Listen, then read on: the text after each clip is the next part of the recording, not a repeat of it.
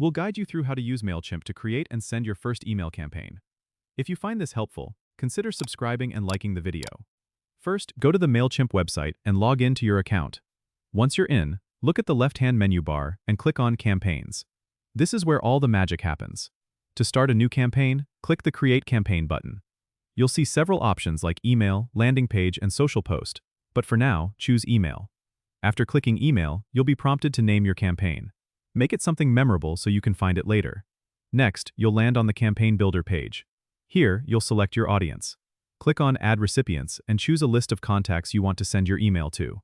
If you haven't yet imported any contacts, you can do this by clicking on Audience in the top menu and selecting Add Contacts. Then either import from a file or manually add them. Once your audience is set, click on Add From to specify who the email is from. Typically, this is your business name and email address. Now, click on Add Subject to craft an enticing subject line that will grab your reader's attention. The fun part is designing your email. Click on Design Email and Mailchimp provides a variety of templates to choose from.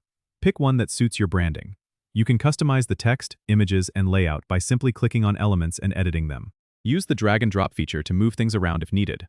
Once your design is complete, click on Save and Close at the bottom right. You'll be brought back to the campaign overview page. Review everything to ensure it's just right. When you're satisfied, click the Send button at the top right corner.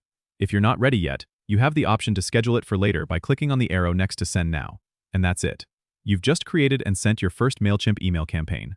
Don't forget to subscribe and comment if this helped you out.